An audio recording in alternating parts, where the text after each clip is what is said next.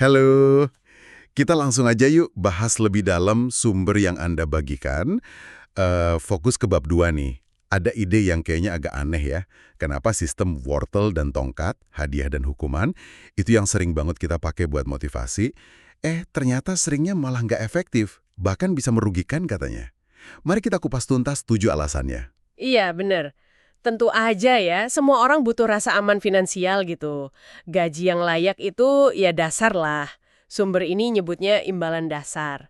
Tapi, nah begitu kebutuhan dasar itu udah terpenuhi, bab ini bilang, dan ini didukung riset puluhan tahun loh, kalau kita terlalu ngandelin imbalan eksternal tambahan, apalagi yang sifatnya jika maka, itu malah bisa jadi bumerang. Oh, jadi bukan soal gaji pokoknya ya, tapi lebih ke wortel tambahan itu. Oke. Poin pertama yang diangkat di sumber ini, dan ini penting banget kayaknya. Gimana imbalan jika maka, ini bisa memadamkan api motivasi dari dalam diri kita gitu. Anda tadi nyebut riset, ada contoh spesifiknya nggak? Betul. Contoh klasiknya, ada eksperimen Edward Deci pakai teka-teki soma itu loh. Atau studi lain ke anak-anak prasekolah yang emang dasarnya suka gambar. Nah, pas satu kelompok anak dijanjikan sertifikat keren hanya jika mereka menggambar, ternyata mereka malah jadi kurang minat gambar secara spontan setelah hadiahnya nggak ada lagi. Kesenangan asli dari aktivitasnya itu jadi tergantikan sama kerjaan ngejar hadiah. Sumbernya spesifik nyebut ini hadiah kontingen. Wah, menarik banget. Jadi hadiah malah bisa membunuh kesenangan aslinya ya. Tapi, bukannya secara intuisi kita mikir, ya tujuan hadiah kan buat ningkatin kinerja dong. Sumber ini kayaknya nantang pemikiran umum itu ya. Nah, justru itu paradoksnya. Ini alasan ketiga yang dijelasin. Imbalan eksternal ini ternyata bisa menurunkan kinerja. Terutama ya buat tugas-tugas yang butuh kreativitas, pemecahan masalah, atau mikir konsep gitu. Bukan sekedar kerjaan mekanis yang diulang-ulang. Ada studi dari Dan Ariely di India, hasilnya itu wah beneran kontraintuitif. Insentif finansial yang gede banget malah bikin kinerja tugas kognitif jadi lebih buruk. Serius? Kok bisa gitu? Ini nyambung banget sama alasan ketiga. Imbalan itu bisa menghancurkan kreativitas. Ingat masalah lilin dari Karl Dunker nggak? Kelompok yang dijanjiin hadiah uang, ternyata rata-rata butuh waktu lebih lama buat nemuin solusi kreatifnya. Kayaknya sih hadiah itu bikin fokus mereka jadi sempit.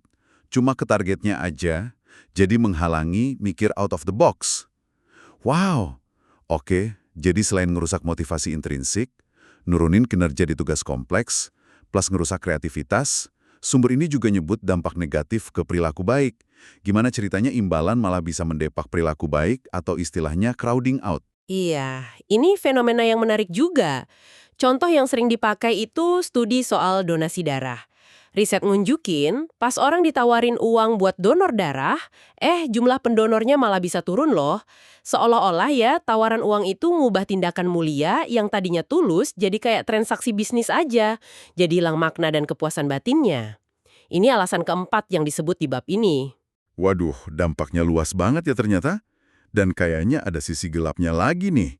Sumber ini juga bahas gimana sistem wortel dan tongkat bisa mendorong kecurangan, jalan pintas, sama perilaku nggak etis gitu. Ini kedengarannya serius banget. Bener, itu alasan kelima.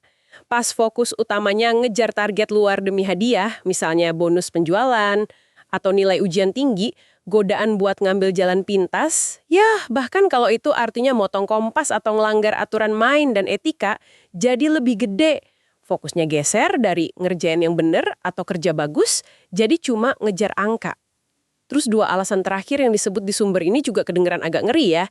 Imbalan eksternal bisa bikin ketagihan sama mendorong pemikiran jangka pendek. Gimana tuh mekanismenya? Persis.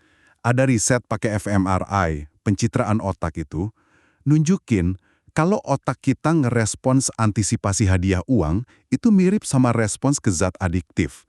Ada lonjakan dopamin sesaat yang bisa bikin kita nagih, pengen lagi dan lagi hadiah berikutnya. Itu alasan keenam.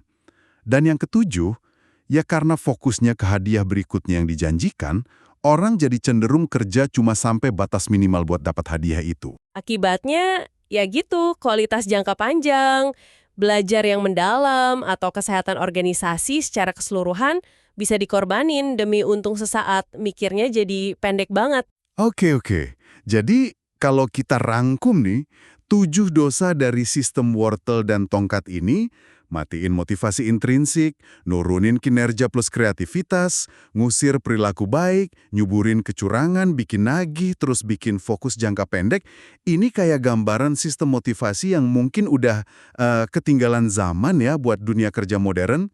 Sumber ini nyebutnya motivasi 2.0 kan? Tepat sekali. Istilah motivasi 2.0 itu dipakai buat nekenin kalau ini sistem yang mungkin dulu oke lah buat tugas-tugas rutin abad ke-20, tapi punya kelemahan serius buat tantangan abad ke-21 yang nuntut lebih dari sekedar nurut, tapi butuh keterlibatan, kreativitas, pemecahan masalah yang rumit gitu. Nah, buat Anda, pahami kelemahan mendasar dari pendekatan jika maka ini penting banget, entah pas ngelola tim, didik anak, atau bahkan motivasi diri sendiri. Ini bukan opini loh, tapi kesimpulan kuat dari riset ilmu perilaku puluhan tahun. Ini benar-benar nantang cara kita mikir ya tentang apa sih yang sebenarnya bikin orang gerak. Nah, sebagai penutup nih, mungkin pertanyaan buat Anda renungkan. Kalau sistem motivasi 2.0 yang basisnya wortel dan tongkat ini banyak banget masalahnya, terutama buat tugas-tugas penting zaman sekarang, terus apa dong alternatifnya? Sumber ini kan ngasih sinyal ada motivasi 3.0. Kira-kira bentuknya kayak apa ya dan gimana caranya kita bisa mulai bangun lingkungan yang ngedukung itu?